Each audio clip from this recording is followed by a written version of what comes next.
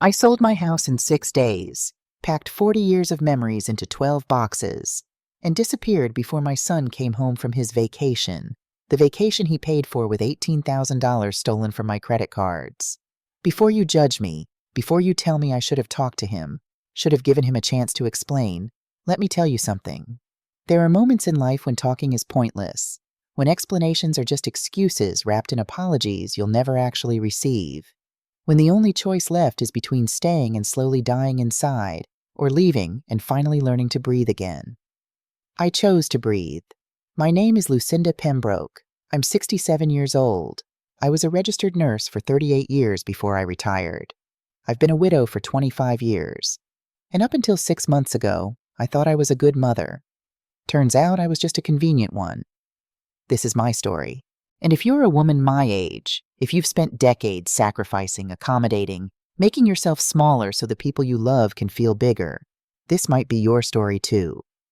So stay with me, because what I'm about to tell you isn't just about betrayal. It's about something harder to face. The moment you realize the person betraying you is the one you die to protect, and what you do when that protection becomes self-destruction. I lived in a small town in Connecticut. One of those places where everyone knows everyone, where the grocery store clerk asks about your arthritis, where autumn smells like wood smoke and apple cider. The kind of place people move to for peace. I found peace there once.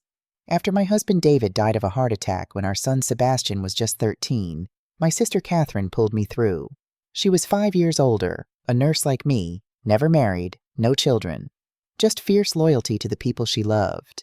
When I was drowning in grief and medical bills, she worked double shifts at the hospital so I could afford to keep Sebastian in his soccer league, in his school, in some semblance of normal life. 12 years ago, Catherine died of ovarian cancer.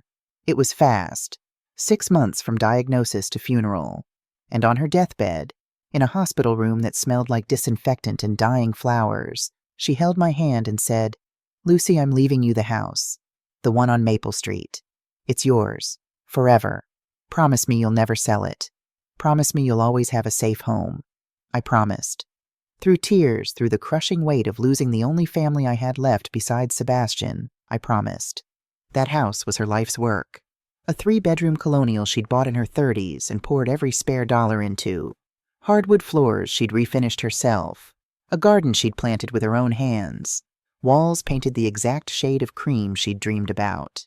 It wasn't fancy, but it was paid off, structurally sound, and in a neighborhood that was quietly appreciating in value.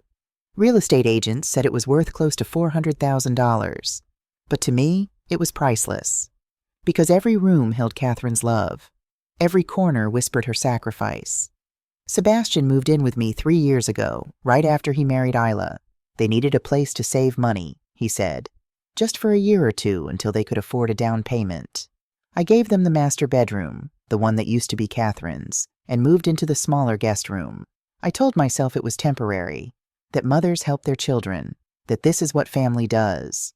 3 years later, they were still there, and I was still in the guest room, sleeping in a bed too narrow for comfortable dreams. It started on a Tuesday afternoon in early September. I was in the kitchen making dinner, pot roast, Sebastian's favorite since he was a boy, when I heard his car pull into the driveway. The front door opened and closed. Footsteps in the hallway. Then he appeared in the kitchen doorway, and my hand stilled on the cutting board. Something was wrong. Sebastian is 38 years old, tall like his father was, with David's same brown eyes and uncomfortable smile.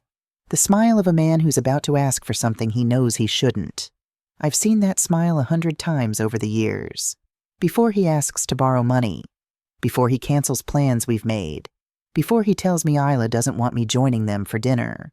That Tuesday, the smile was there. But so was something else. A tightness around his eyes, a tension in his shoulders. "Mom," he said. Not "Hi, Mom," or "Hey, Mom." Just Mom, flat and transactional. "I need to ask you something." I set down the knife. "Of course, honey. What is it?" "I need your credit cards." He said it quickly, like ripping off a Band-Aid. "All 3 of them. Isla and I have some important purchases to make this week. I'll give them back to you by Monday." My stomach dropped. Not just one card, all 3? I have 3 credit cards. A Capital One with an $8,000 limit that I keep for emergencies, a Chase card with $6,000 that I rarely use, and a Discover card with $4,000 that I'd gotten years ago for the rewards points. Together, they represented almost $20,000 in available credit.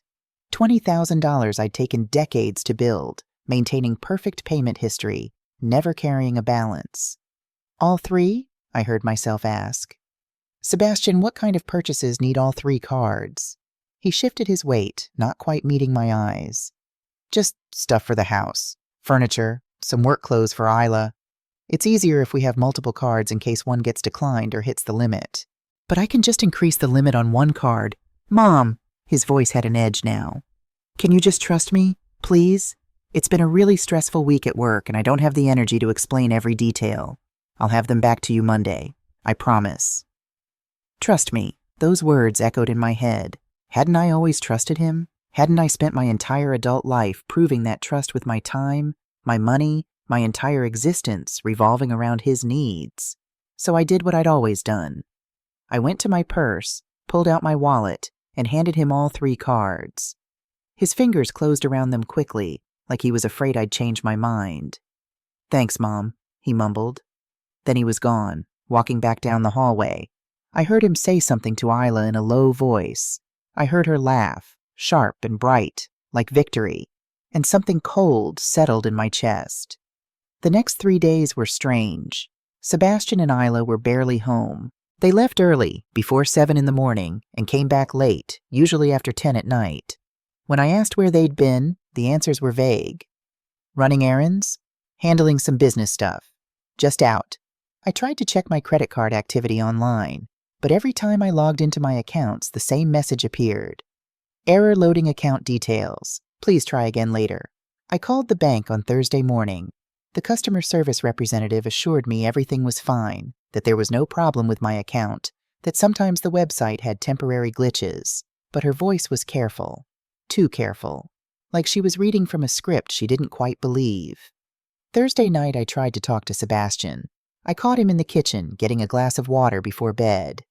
Honey, I said gently, is everything okay? You and Isla have been so busy this week. We're fine, Mom. He didn't look at me, just stared at the water glass in his hand like it held the secrets of the universe. Just a lot going on right now.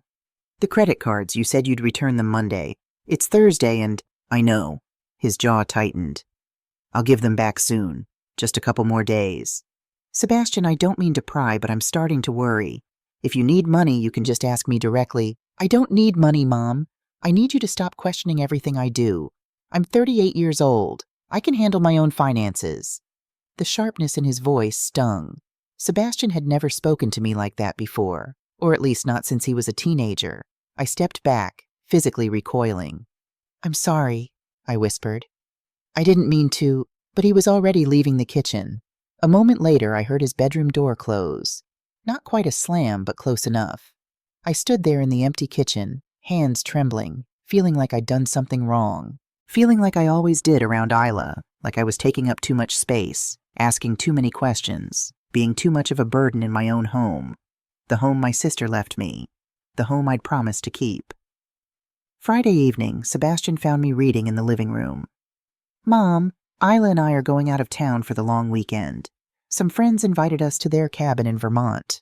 We'll be back Wednesday. I looked up from my book. That's sudden. You didn't mention… It's last minute. They just invited us yesterday. We need a break. Work has been insane. Oh, I tried to smile. Well, that sounds lovely. Will you… We're leaving tonight, in about an hour, so I probably won't see you before we go. He was already backing toward the hallway. Have a good weekend, Mom. Sebastian, wait! But he was gone. An hour later, I heard them loading the car. 2 large suitcases thumped down the front steps. Heavy ones, the kind you take for week-long trips, not long weekends. I stayed in my room, listening. Heard the car doors slam. Heard the engine start. Heard them drive away into the September twilight. And I realized Sebastian hadn't hugged me goodbye. Hadn't even said he loved me. For the first time in years, that absence felt like a presence. Like something cold and heavy settling over my chest, making it hard to breathe. Saturday morning arrived with the kind of silence that makes your own heart beat too loud. I woke up in my narrow guest room bed, the bed in the house that was supposed to be mine, and stared at the ceiling. The house felt empty. Not peaceful empty, hollow empty, like something had been carved out of it. I made coffee, sat at the kitchen table, tried to read the newspaper but couldn't focus. My eyes kept drifting to the closed door of Sebastian and Isla's room. Their room. Catherine's room. The master bedroom with the bay window overlooking the garden my sister had planted with her own hands. I'd promised myself I'd never go in there without permission. Boundaries, I told myself. Respect their privacy. Don't be that mother-in-law. But something was pulling me toward that door. Some instinct I'd been trained to ignore for so long, I'd almost forgotten it existed. The same instinct that made me a good nurse. The ability to know when something was wrong even before the monitors started beeping. At 10 o'clock, I found myself standing outside their door, hand on the knob, heart pounding so hard I thought I might pass out. "I'll just open the window," I said out loud to the empty hallway. "Let some fresh air in, that's all." The door opened easily. The room smelled like Isla's perfume, something expensive and too heavy, like roses drowning in syrup. I crossed to the window and opened it, letting in the cool September breeze. Turned to leave. And that's when I saw it. On the dresser, plugged into a charger, screen glowing softly in the morning light, Sebastian's old phone. The Samsung he'd replaced 2 months ago with a newer model. He'd kept the old one for work apps, he'd said. Liked to keep his personal and professional life separate. The screen was on. Not locked, just on. I should have left. I should have walked out of that room and closed the door and gone back to my narrow bed in my narrow room in the house my sister died to give me. But I didn't. I picked up the phone. The screen showed a messaging app, one I didn't recognize. A group chat with 4 participants. The name at the top made my blood run cold. Isla's master plan. The most recent message had been sent that morning, 4 hours ago, while I'd been lying in my too small bed, trying to convince myself everything was fine. Isla. We're at the Fontainebleau. Sebastian's freaking out that the old woman might check the statements. The old woman. My hands started shaking so hard I almost dropped the phone. But I kept reading. I couldn't stop. Victoria Hartley. Relax, baby girl. Your mother-in-law is too timid to question anything. We've trained her well. She'll do whatever Sebastian asks. Victoria, Isla's mother. A woman I'd met exactly 3 times, each interaction leaving me feeling somehow less than I'd been before. A woman who'd looked at my house, Catherine's house, like she was already redecorating it in her mind. Leonard Hartley. That house is as good as ours. Can't believe she's this easy to manipulate. Your mother was smart to push you toward Sebastian, Isla. A man with a doormat for a mother was the perfect mark. Perfect mark. They'd called me a perfect mark. Sebastian. I feel guilty about this. She's my mom. Should we really? For one moment, one brief, shining moment, I thought my son might redeem himself, might stand up for me, might remember that I was his mother, not an obstacle or a resource or a mark. But then I saw Isla's response. Isla. Babe, we've been over this 1,000 times. She's old. That house is wasted on her. She doesn't need all that space. We need it for our future, for the kids we're going to have. She'd understand if you just explained it to her, but you don't even have to explain, because she's trained to say yes to everything you ask. That's what good little mothers do. They give and give until there's nothing left. I sat down on their bed, on what used to be Catherine's bed, where my sister had slept and dreamed and planned the future she'd never get to live, where she'd made me promise to keep this house, to never let anyone take it from me. And I kept reading, scrolled back through days of messages, then weeks, each one worse than the last. Isla, 3 weeks ago. Guys, I talked to Mitchell today. He says if Sebastian can get power of attorney, we can start the process of transferring the deed. It'll take a few months, but we can start laying the groundwork now. Victoria. Perfect. And Mitchell's sure about the mental decline angle? Isla.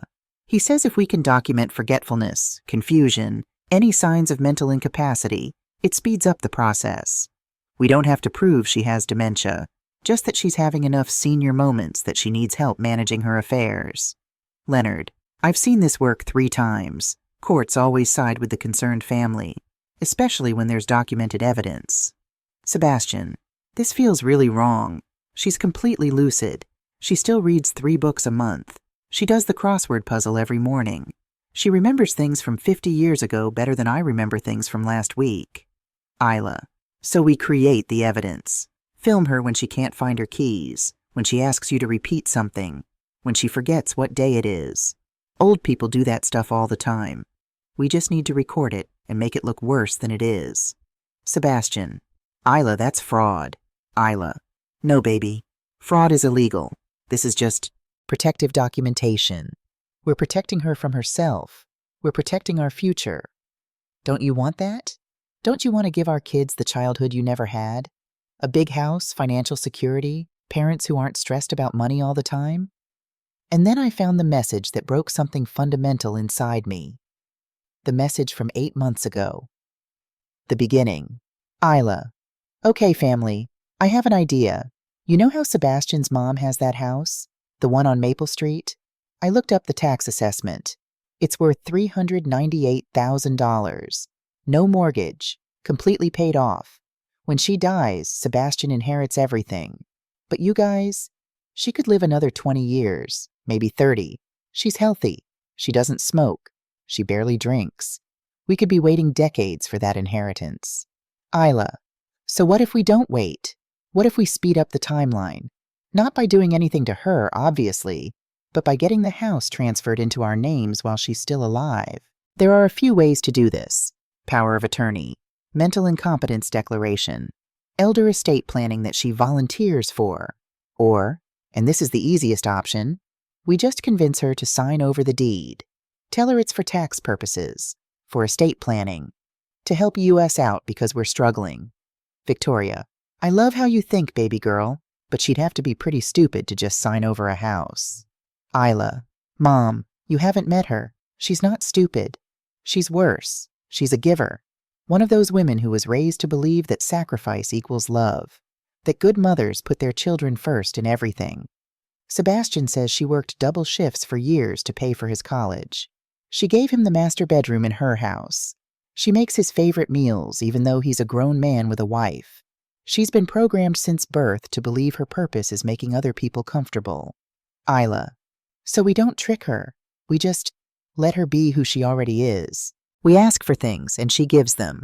We push boundaries, and she accepts it. We slowly take over her house, her money, her life, and she'll let us, because she thinks that's what love looks like. Leonard. Jesus, Isla. That's dark, but brilliant. Victoria. You really think she won't fight back? Isla. She has no one, Mom. Her sister is dead. No other family. Her only friends are a couple of old ladies from her church group that she sees maybe once a month. Sebastian is literally all she has. She won't risk losing him. She'll give us everything we ask for, because the alternative, being alone, is more terrifying than being used. I read that message 3 times. Each time the words cut deeper. Not because they were cruel, though they were, but because they were true. I was a giver. I had been programmed to sacrifice. I did believe that love meant making myself smaller so others could be bigger, and I was terrified of being alone. They'd seen all of that, studied it, weaponized it. My son had chosen me as a target because I loved him too much to defend myself. I sat there in Catherine's room, in my house that I'd promised to keep, and something inside me cracked. Not broke, cracked, like ice on a frozen lake, one fracture spreading into dozens, then hundreds, until the whole surface was unstable. I thought about Catherine, about how she'd worked herself to exhaustion to give me this safety net, about her last words. Promise me you'll never let anyone take this from you. I thought about the letters I'd written to Sebastian when he was in college, the ones where I told him I loved him more than my own life, the ones I meant with every cell in my body. I thought about all the dinners I'd cooked, all the shifts I'd worked, all the times I'd said yes when I wanted to scream no. And I realized if I stayed, they would take everything. The house, my money, my dignity. They'd put me in some facility, some nice place where old people went to be forgotten. They'd steal Catherine's gift, break my promise to her, and convince themselves they were doing it for my own good. But if I left, if I disappeared before they could execute their plan, if I protected myself the way I'd protected Sebastian his entire life. The voice in my head, The one I'd silenced for 67 years spoke clearly for the first time. Run. I spent the next 3 hours taking screenshots. 247 of them. Every message, every plan, every cruel word they'd written about me. I airdropped them all to my own phone, deleted the airdrop history on Sebastian's device, placed the phone back exactly where I'd found it, at exactly the same angle, plugged into the same charger. Then I walked out of that room, closed the door, and went to the kitchen. Made myself a cup of tea with hands that wouldn't stop shaking, sat at the table as the September afternoon light slanted through the windows. And I did something I hadn't done in 25 years of widowhood, 12 years of grief over Catherine, 38 years of motherhood. I put myself first. I picked up my phone and called my neighbor, Evelyn Rhodes. "Evelyn," I said when she answered. My voice was steady, calm, cold. "I need your help. I need you to come over right now, and I need you not to ask any questions until you see what I'm about to show you." "Lucy?" Her voice filled with concern. "What's wrong?" "Everything," I said. "And nothing. I'll explain when you get here."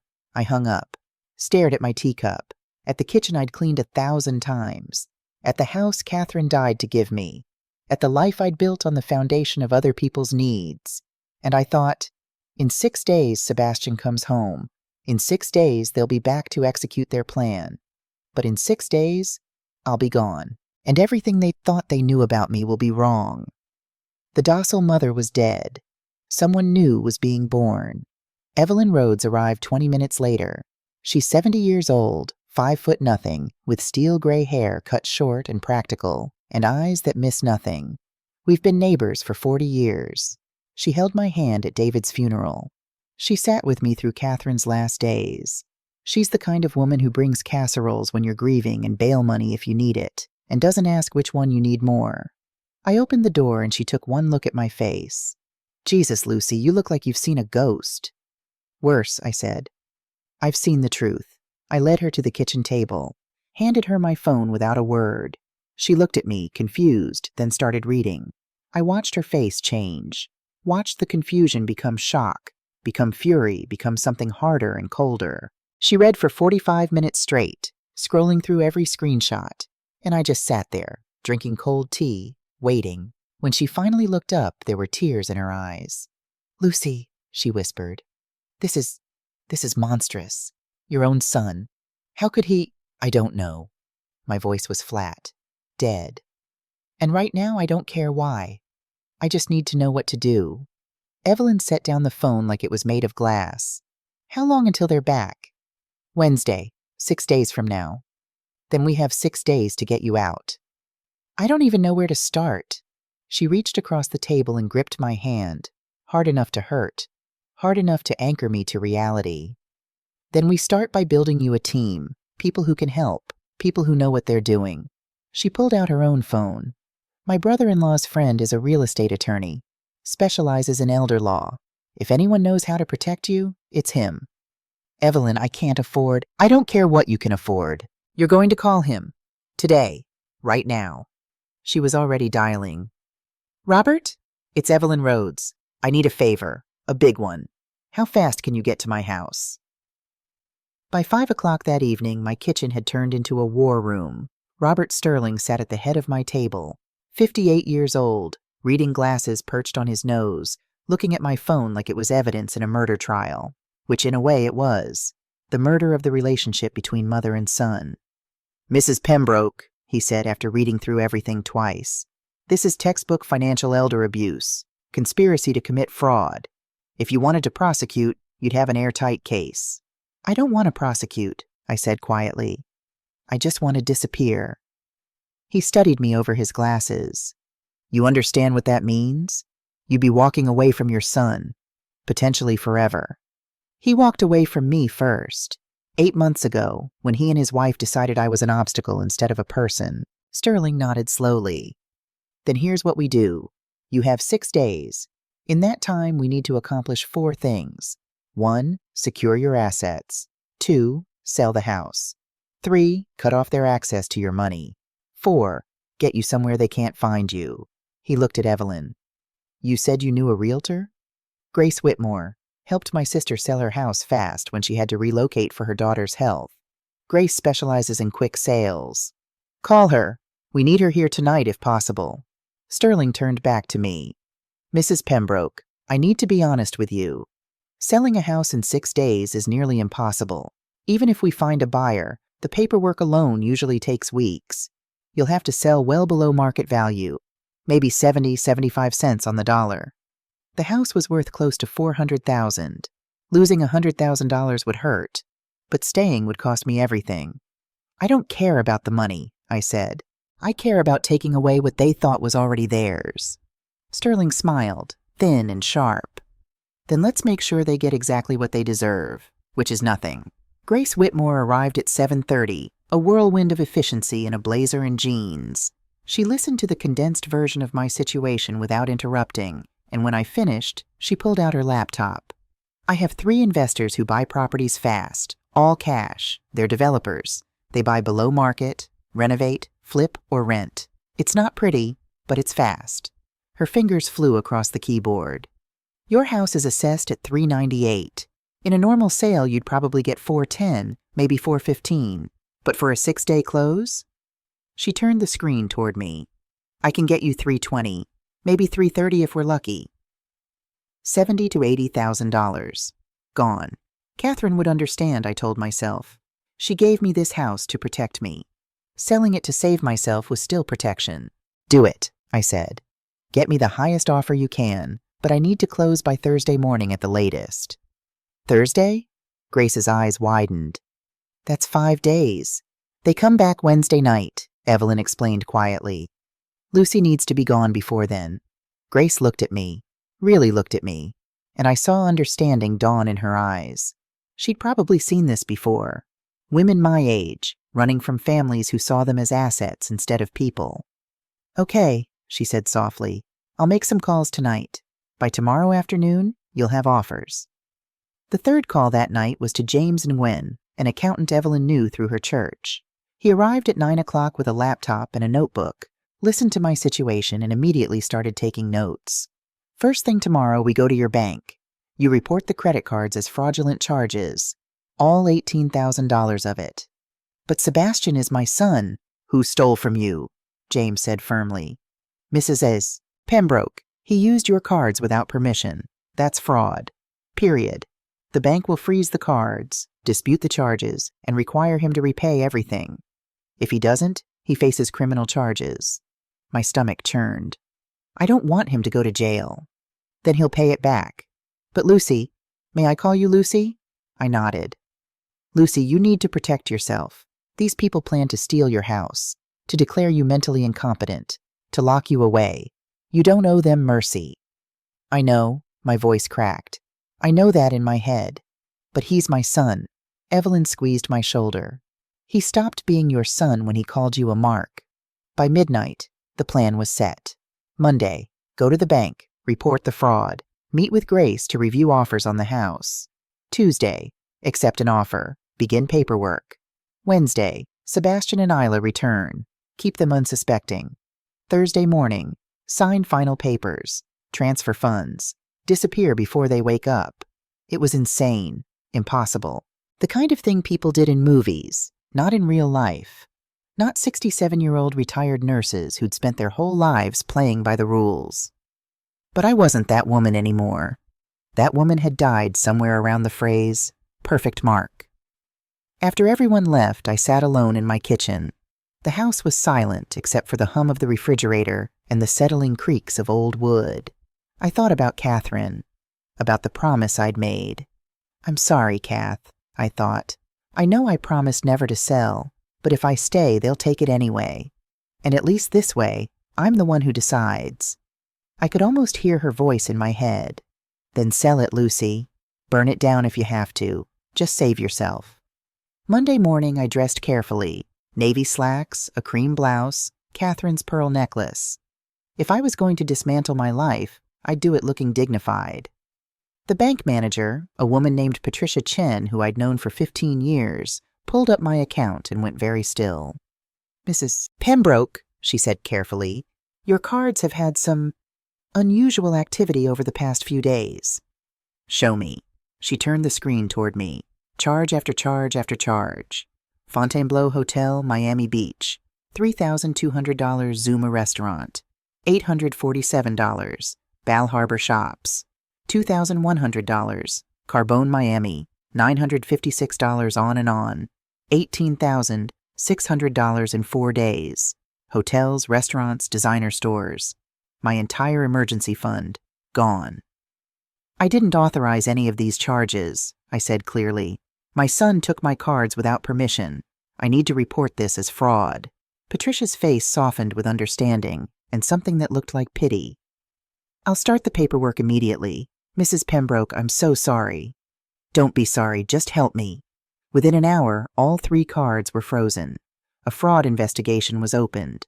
Sebastian would receive notification within 48 hours that he owed $18,600 plus penalties and interest. If he didn't pay within 30 days, criminal charges would be filed automatically. I signed the papers with a steady hand, felt nothing but a strange, cold satisfaction. That afternoon, Grace called with 3 offers. Offer 1, $305,000 from a developer in Boston. Close in 10 days. Offer 2, $315,000 from a local investor. Close in 8 days. Offer 3, $320,000 from Thomas Chen, a developer who specialized in quick renovations. Close in 5 days, Thursday morning. Take the third one, I said immediately. Lucy, it's only $5,000 more than... I need Thursday. I need to be gone before Wednesday night. Grace was quiet for a moment. Okay, I'll draw up the papers. But Lucy, this man, Thomas Chen, he's good people. He's not going to ask questions. He'll just want a clean sale. Can you live with that? I can live with anything except staying here.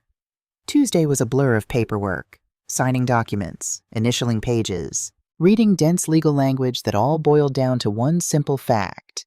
I was selling the house Catherine died to give me, but I was selling it on my terms, to save myself, to take back control. That night I started packing. Not much, just the essentials. Clothes, documents, photo albums, Catherine's jewelry, my nursing school diploma, David's watch. I worked in silence, filling 5 cardboard boxes that I hid in the garage under old paint tarps. If Sebastian and Isla came home early, they'd never notice. As I packed Catherine's photo, her standing in the garden she'd planted, smiling at the camera, so alive, I whispered, I'm sorry. I'm so sorry. But I kept packing. Wednesday morning at 9:15, my phone rang. Sebastian calling. My heart stopped. They weren't supposed to be back until tonight. Why was he calling now? Hi, honey, I managed, voice steady. How's Vermont? Mom, change of plans. He sounded tired, stressed. Isla got food poisoning last night, some bad oysters or something. She's okay, but we're cutting the trip short. We're at the airport now. We'll be home around 6 tonight instead of tomorrow morning. The room tilted. 6 tonight. Not Wednesday night. Not tomorrow morning. Tonight. 18 hours before I was supposed to sign the papers and disappear. Oh no, I heard myself say. Is Isla all right? She'll be fine. Just needs rest. Listen, Mom, can you make your pot roast? She's been craving comfort food. They were coming home early. To the house I'd already sold. To eat dinner I'd have to cook. To sleep in beds they'd wake up in one last time. Of course, I said. I'll have dinner ready. Thanks, Mom. You're the best. He hung up. I stood in my kitchen, phone clutched in my shaking hand, and thought, what do I do now? I called an emergency meeting. Sterling, Grace, Evelyn, James, everyone crammed into my living room at 11 o'clock. Can we move the closing to tonight? I asked desperately. Or early tomorrow morning? Grace shook her head. The paperwork isn't ready. Thomas needs 24 hours to wire the funds. Earliest we can close is Thursday morning at 9. But they'll be home tonight, I said. How am I supposed to sign away this house with them sleeping upstairs? Silence. Everyone looked at each other. Then Sterling said quietly, Could you drug them? Every head turned toward him. I'm serious, he continued. You're a retired nurse. You know about medications. If you could give them something that would make them sleep deeply until, say, noon tomorrow, you could sign at 9, have the money transferred by 1, and be gone by 2. They'd wake up and you'd be 3 states away. That's illegal, James said. So is fraud, Sterling countered. So is conspiracy to commit elder abuse. So is stealing $18,000. Lucy has documentation of them planning to drug her to get power of attorney. Turnabout is fair play. I thought about it. Really thought about it. About Sebastian and Isla planning to declare me mentally incompetent. About them filming my forgetfulness to use as evidence. About them calling me weak, trained, easy to manipulate. About Catherine's promise. About my own survival. I have Ambien, I heard myself say. From when I had insomnia last year.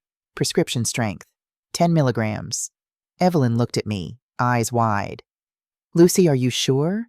They were going to drug me, I said flatly. To get power of attorney. They wrote about it in their messages. Get her confused and compliant. If I do this, I'm just giving them a taste of their own medicine. A terrible silence filled the room. Then Sterling said, I never heard that. None of us heard that.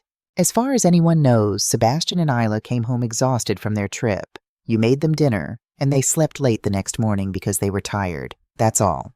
I looked at each of them. My team. My co-conspirators in the crime of saving my own life. Thursday morning, I said. 9 o'clock.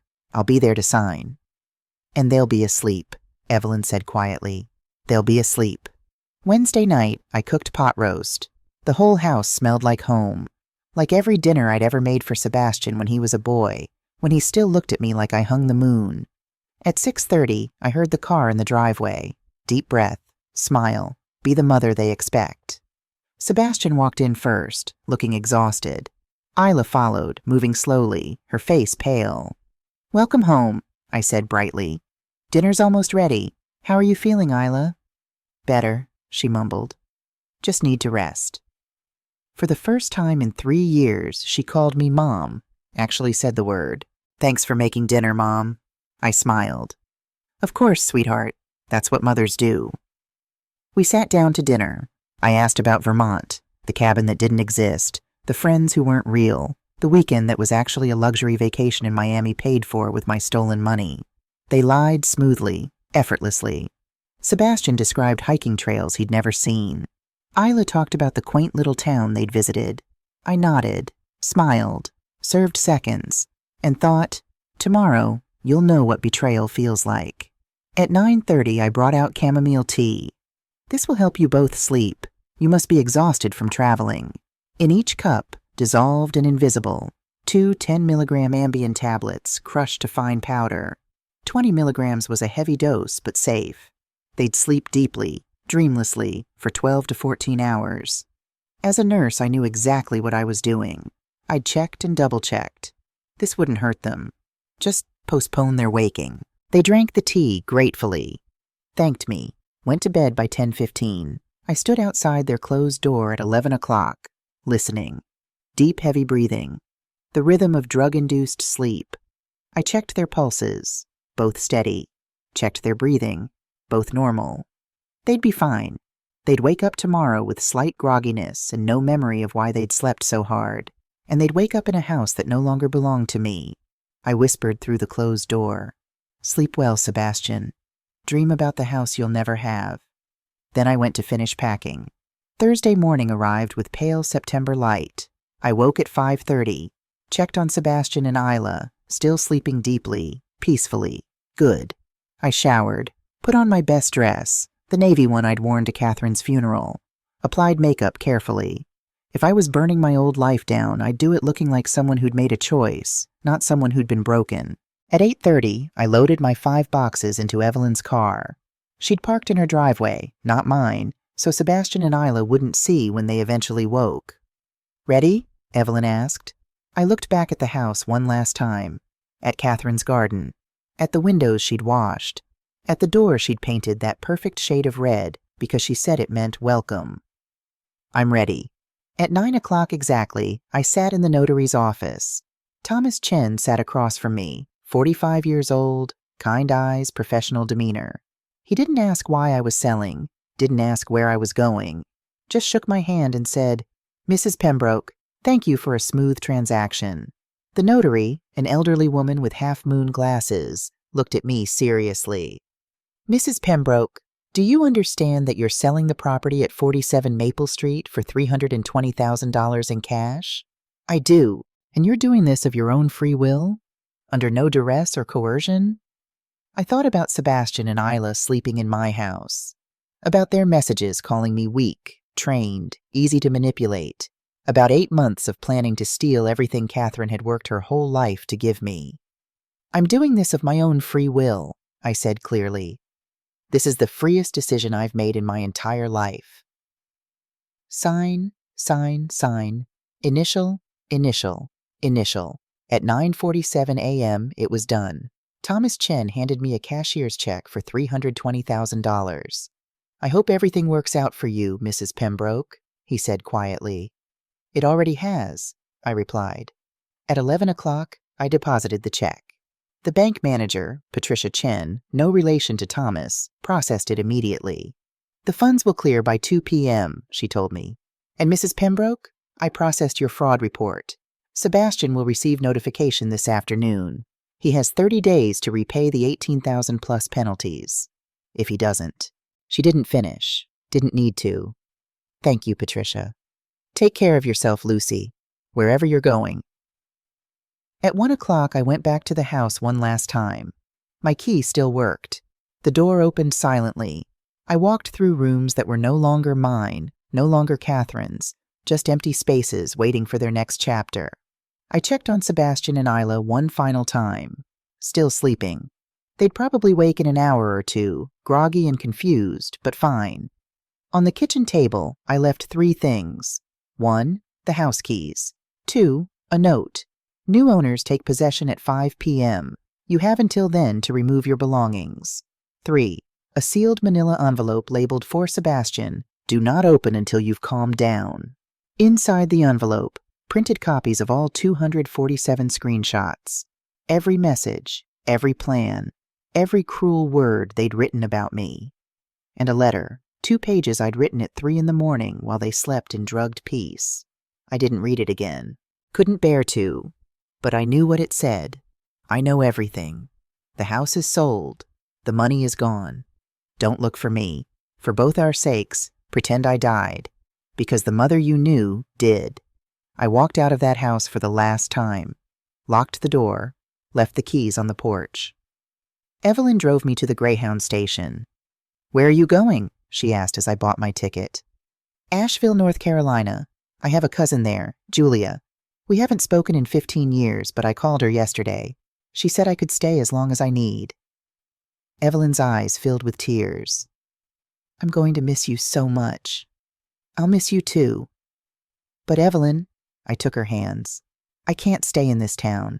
Every street corner has a memory of Sebastian as a little boy. Every store, every park, every church.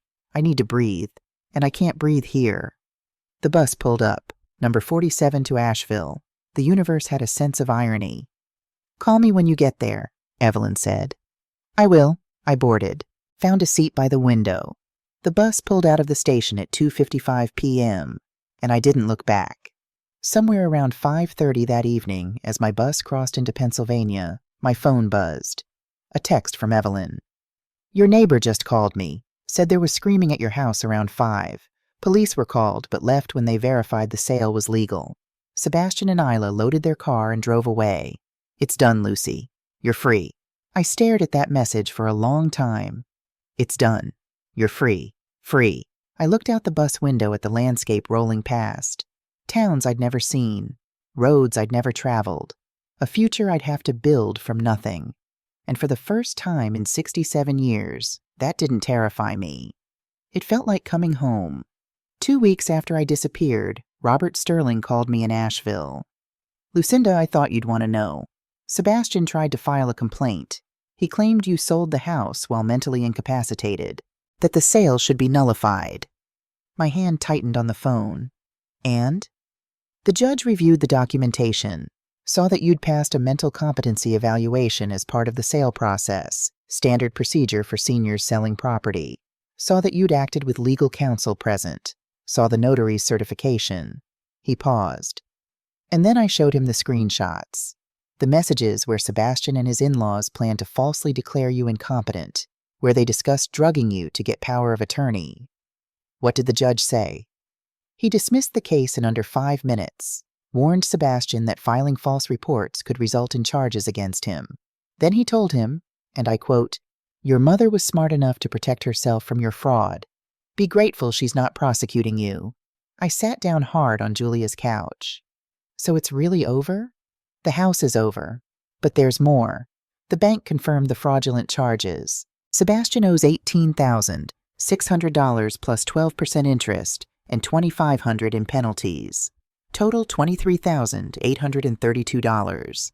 He has to pay $477 a month for 4 years. If he misses a single payment, criminal charges are automatically filed. $477 a month for 4 years for a vacation in Miami where they'd laughed about the old woman picking up the tab. "Thank you, Robert," I said quietly, "for everything.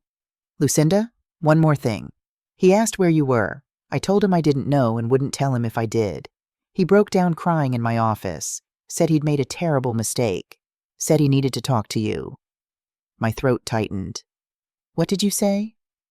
"I said that if he was truly sorry, he'd respect your decision to leave.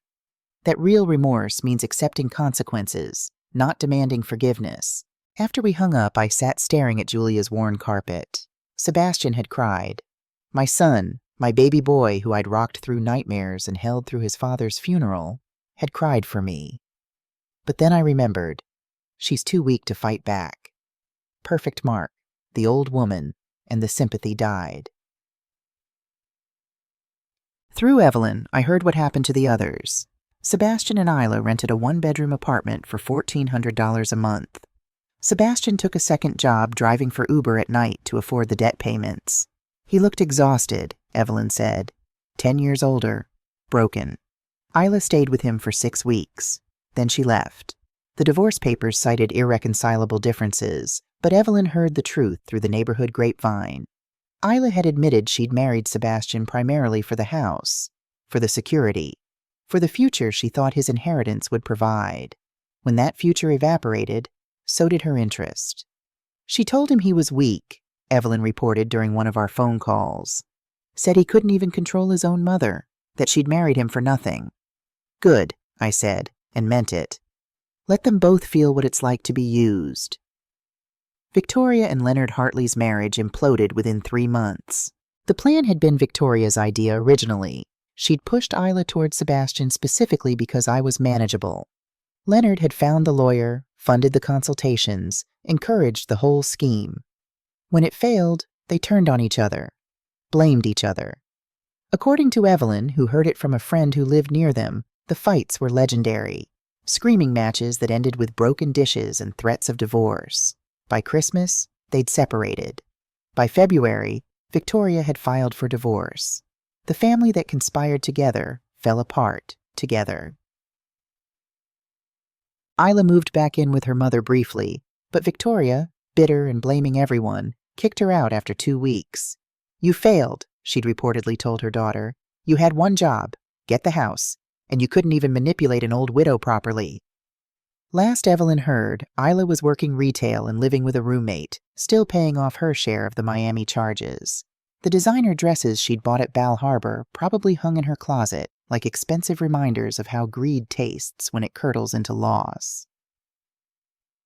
I listened to these updates with a strange mixture of satisfaction and emptiness. They were suffering. Consequences were being served. Justice in its way was being done. But it didn't make me happy. Not really. It just made me tired. "Do you regret it?" Julia asked me one night after I'd gotten off the phone with Evelyn. "Leaving? Burning it all down?" I thought about that for a long time. "I regret that it was necessary," I finally said. "I regret that my son became someone I had to run from. But leaving? No, never. I'd do it again tomorrow." Asheville, North Carolina is nothing like Connecticut. The mountains here are older, softer, covered in blue haze that gives them their name. The town is full of artists, retirees, hippies, and people who came here running from something and stayed because they found something better. I fit right in. Julia Brennan, my cousin, welcomed me into her small cottage like I'd never been gone. We'd been close as girls, spent summers together, shared secrets, planned futures that never quite materialized the way we'd imagined. Then life happened. She'd moved to North Carolina 30 years ago. I'd stayed in Connecticut. We'd exchanged Christmas cards and occasional phone calls, but the closeness had faded. Until I called her from a bus station, desperate and terrified, and she'd said without hesitation, "Come, stay as long as you need. Forever if you want." That's family. Not blood necessarily, but choice. The first month was the hardest. I barely left Julia's house, spent days in the guest room she'd prepared, staring at unfamiliar walls, jumping every time a car door slammed outside. Convinced Sebastian had tracked me down. Convinced he'd show up demanding explanations, demanding the money back, demanding I return to being the mother he'd discarded. I had nightmares. In them, I was back in my house, Catherine's house, and Sebastian and Isla were packing my belongings while I stood there unable to move, unable to speak, watching them erase me. I'd wake up gasping, disoriented, before remembering I was in Asheville.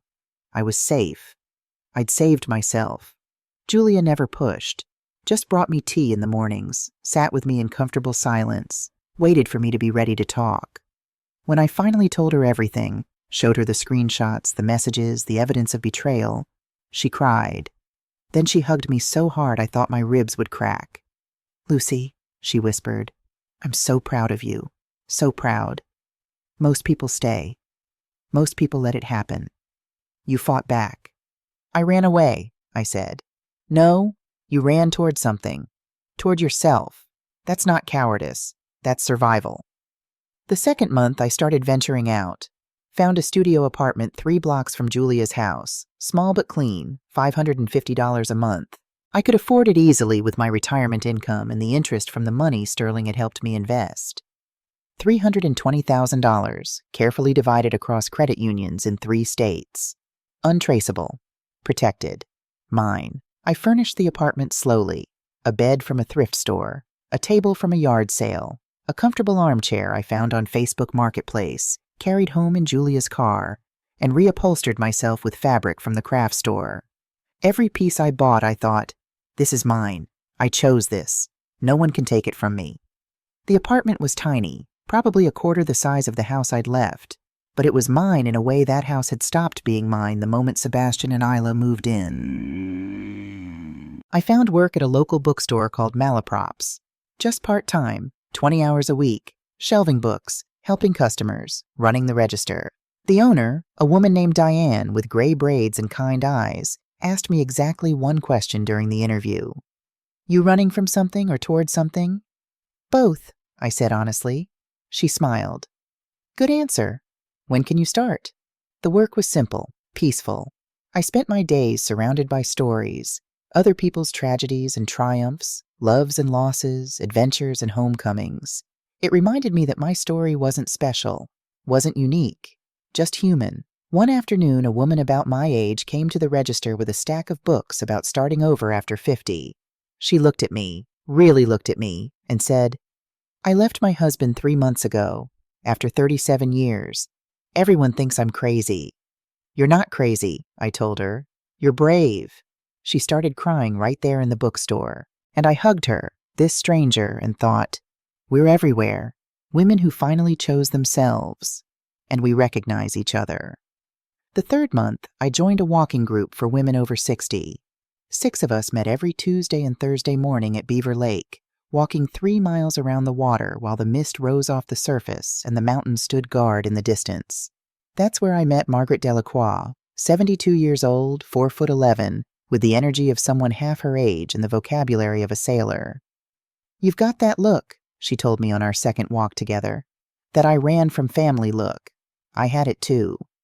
"What happened?" I asked. "My son and his wife moved in with me after my husband died. Said they'd help me manage the house, manage my finances. Within a year, they'd taken over my bank accounts, were intercepting my Social Security checks, and treating me like a confused child in my own home." She smiled grimly. "So I left, moved here, started over. And you know what? Best decision I ever made. Do you miss your son?" "I miss who I thought he was, but I don't miss who he actually is. There's a difference." We walked in silence for a while, our feet crunching on gravel, our breath forming small clouds in the cold morning air. "Do you regret it?" I finally asked. "Leaving?" Margaret stopped walking, looked at me with fierce, bright eyes. "Lucy, it is Lucy, right? Let me tell you something. Guilt is the chains they use to keep us trapped. It's the voice in your head saying, but family is family, and but he's your son, and but they need you. That voice is a liar. That voice will kill you if you listen to it." "So you don't feel guilty?" "I feel free, and free is better than guilty every single day of the week." The 4th month, I took a pottery class at the community center. Turned out I had a talent for it. Something about the clay, the wheel, the act of shaping something with my own hands. It was meditative, healing. I made mugs first. Clumsy, uneven things that I gave away to Julia, to the women in my walking group, to Diane at the bookstore. But with each one, I got better, more confident, more deliberate. By the 6th month, I was selling pieces at the local craft market. Small things. Bowls, vases, mugs with my initials stamped on the bottom. L.P. Lucinda Pembroke. Not Sebastian's mother, not David's widow, not Catherine's little sister. Just me. The first time someone bought one of my mugs, a simple gray thing with a blue rim, I cried. The woman who bought it looked alarmed. "It's beautiful," she said quickly. "I love it. Are you okay?" "I'm fine," I told her, wiping my eyes. I've never made anything before. Never created anything that was just mine." She smiled. "Well, you're an artist now." An artist. At 67. Who knew? The 8th month, I started therapy. Dr. Hannah Price, 50-something, warm but no nonsense, listened to my story without judgment. When I finished, she asked one question. "What do you need from these sessions?" "I need to stop feeling guilty," I said. "I need to stop wondering if I should have stayed, if I should have tried harder, if I failed him somehow." "Did you?" "Did I what?" "Fail him. This son who planned to steal your house, declare you mentally incompetent, and lock you in a nursing home while he spent your money. Did you fail that man?" Put like that, it sounded absurd. "No," I said quietly. "I didn't fail him. He failed me." "Then let's start there." We worked on it. Week after week, unpacking the guilt, the conditioning, the decades of programming that told me my worth was measured by how much I sacrificed, how much I endured, how much I could absorb before breaking. "You were taught that love equals suffering," Dr. Price said during one session. "That good mothers destroy themselves for their children. That boundaries are selfishness. Yes. Those are lies, Lucinda, and you spent 67 years believing them. Now you get to learn the truth." "What's the truth?" "That you matter. That your life has value independent of what you provide to others. That leaving wasn't abandonment. It was self-preservation." By the time a year had passed since I'd boarded that Greyhound bus, I barely recognized the woman I'd been. I was stronger, calmer. I laughed more. I had friends who knew me as Lucy, not as someone's mother or widow or nurse. I had routines that belonged to me. Morning coffee on my tiny balcony, Tuesday walks with Margaret, Friday pottery class, Sunday dinners with Julia. I had a life. A small one, maybe. Quieter than before. But it was mine. And I was happy. Actually, genuinely happy. Not the fake, cheerful, I'm fine happiness I'd performed for years, but real contentment, real peace. The kind you only find when you stop trying to be what everyone else needs and start being what you need. 1 year and 2 months after I left, Sterling forwarded me a letter. The return address made my hands shake. Sebastian Pembroke. I stared at it for 3 days before I could bring myself to open it. Julia found me sitting at my kitchen table one evening, the unopened envelope in front of me like a live grenade. "You don't have to read it," she said gently. "I know, but I think I need to." She sat with me while I opened it, while I read, while I cried. "Mom, I don't know if you'll read this. I don't know if I have any right to ask you to, but I need to say it anyway, even if you burn this letter without finishing it. You were right, about everything. Isla and I are divorced. She admitted she married me because of the house, because of what she thought I'd inherit. When we lost everything, she told me I was weak, that I couldn't even control my own mother, that she'd wasted 5 years of her life on me. Her parents won't speak to me. They blame me for the plan failing. They blame me for not being able to handle you, like you were a problem to be managed instead of a person. Instead of my mother, I've been working 2 jobs to pay back the credit card debt. I'm exhausted all the time. I live in an apartment the size of your old guest room. I eat ramen most nights. And I finally understand. This is what you felt like, isn't it?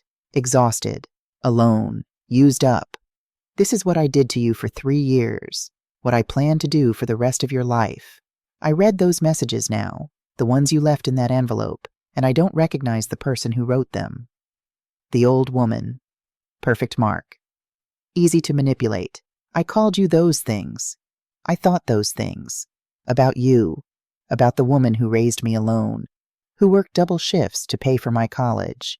Who gave up her master bedroom so Isla and I could have space. I don't have an excuse. Isla influenced me, yes. Her parents pushed me, yes. But I made the choice. I was an adult. I knew it was wrong. I knew it was hurting you.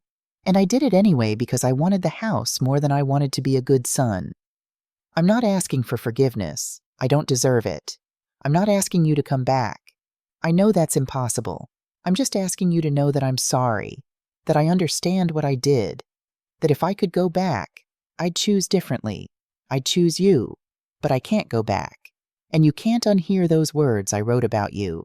And I have to live with that, with knowing I destroyed the most important relationship in my life because I was greedy and weak and cruel. I hope you're safe. I hope you're happy. I hope you found people who treat you the way you deserve to be treated all along, with love and respect and dignity. I love you, Mom. I know I have no right to say that anymore, but it's true. And I'm sorry I didn't show it when it mattered. Sebastian, I read it 3 times, cried through all 3 readings. Then I folded it carefully and put it in a drawer. Are you going to respond? Julia asked. I thought about it, really thought about it. About the little boy who'd held my hand at his father's funeral. About the teenager who'd told me I was his favorite person in the world. About the man who'd called me the old woman and planned to lock me away. No, I said finally. He sounds sorry, and maybe he really is, but sorry doesn't rebuild trust. Sorry doesn't give me back the year I spent terrified in my own home. Sorry doesn't erase perfect mark. Do you still love him? I love who he used to be, or who I thought he used to be. But that person, if he ever really existed, is gone. And the person who replaced him? I don't know him, and I don't want to. Julia nodded slowly. That's fair. Hard, but fair. Dr. Price says I'm allowed to protect myself even from people who claim they've changed. That I don't owe anyone access to my life just because they're sorry for destroying my peace. Dr. Price is right. I put the letter away and tried not to think about the little boy in the photographs, the one who'd loved me before he learned I could be a resource instead of a mother. The Asheville Craft Fair on a Saturday in October. My booth is small, but beautiful. A folding table covered in my pottery, mugs, bowls, vases, each one made by my own hands. Behind me, the Blue Ridge Mountains rise into a sky so blue it hurts. I'm selling well. Every time someone picks up one of my pieces, examines it, decides to buy it, I feel a little thrill. Not because of the money, though that helps, but because someone sees value in something I created. Margaret stops by around noon, carrying 2 cups of coffee. Lucy, you're almost sold out.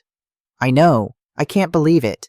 I'm going to have to spend all next week at the wheel just to restock. She grins. Good problems. A young woman approaches my booth. Late 20s, dark circles under her eyes, the look of someone carrying heavy weights. She picks up a mug, turns it over in her hands. Did you make all of these? She asks. I did. They're beautiful. Really beautiful. She sets down the mug, looks at me directly. Can I ask you something? This might sound weird, but are you Lucinda Pembroke? My heart stops. Yes, I say carefully. Why? I heard your story, from a friend who knows your cousin Julia, about how you left your son and his wife, how you sold your house and started over. I wait, tense, expecting judgment, expecting her to tell me I'm a terrible mother, that I should have stayed, that family is forever. Instead, she says, You saved my life." "What?" Her eyes fill with tears. "I was in the same situation. My brother and his wife moved in with me after my divorce, said they'd help me get back on my feet. Within 6 months, they'd taken over my finances, were pressuring me to put the house in my brother's name for tax purposes, treating me like I was stupid. I felt trapped, guilty for wanting them out, like I was a bad person for not being grateful they were helping me." She wipes her eyes. "Then I heard your story, how you just left, how you chose yourself, and I realized I could do the same thing, so I did. I moved across the country, started over, and I'm happy. For the first time in years, I'm actually happy. My own eyes are burning now. I'm so glad," I managed to say. "So glad you got out. I just wanted to say thank you for showing me it was possible, for proving that choosing yourself doesn't make you selfish. It makes you smart." She buys 3 mugs and a vase, pays cash, hugs me before she leaves, a fierce, grateful hug that says more than words could. After she's gone, Margaret looks at me with knowing eyes. "That happen a lot?" "3rd time this month. Apparently, I've become some kind of accidental icon for women escaping family abuse." "You're not an icon, Lucy. You're just someone who did what needed to be done, and that gives other people permission to do the same." That night, I sit on my apartment balcony with a cup of tea and my journal. The mountains are dark shapes against the sunset. The air smells like wood smoke in autumn. I write, "People ask me if I regret it, if I miss Sebastian, if I wish I'd handled it differently. The truth is, I miss who I thought he was. I miss the fantasy of the son I believed I'd raised, but I don't miss the reality. I don't miss being called the old woman in text messages I wasn't supposed to see. I don't miss being treated like an obstacle. I don't miss the constant anxiety of wondering when they'd finally make their move." What I've learned in the 18 months since I left. 1. Love without respect is not love. It's exploitation, wrapped in obligation. 2. Family without boundaries is not family. It's a cage with familiar faces. 3. Sacrifice without reciprocity is not noble. It's self-destruction. I spent 67 years being what everyone needed me to be. Nurse, wife, mother, caregiver, shield, resource. I've spent the last 18 months being what I need me to be, free, and I would do it all again. The fear, the grief, the guilt, the loss, all of it, because on the other side of that terror was a life worth living. My name is Lucinda Pembroke. I'm 68 years old. I sold my house, disappeared from my son's life, and started over with 12 boxes and a broken heart. And I have never been happier. I close the journal, look out at the mountains, at the lights of Asheville twinkling in the valley below, at the stars beginning to emerge in the darkening sky. Somewhere in Connecticut, Sebastian is living his life, paying his debts, maybe still thinking about the mother he lost. But I'm not lost. I'm exactly where I need to be. I raise my teacup to the mountains, to Catherine's memory, to every woman who ever chose herself over the chains of obligation. Here's to freedom, I say to the empty air. May we all find it before it's too late. The mountains don't answer, but the wind whispers through the trees, and in that sound I hear my sister's voice. You kept your promise, Lucy. You never let them take the house. You sold it yourself. You chose. And I'm so proud of you. I smile, drink my tea, watch the stars come out. Tomorrow, I'll go to the bookstore. I'll have lunch with Margaret. I'll work on new pottery designs. I'll live my small, quiet, chosen life. And I'll be happy. Not because I ran from something, but because I finally ran toward the one person I'd spent my whole life ignoring, myself.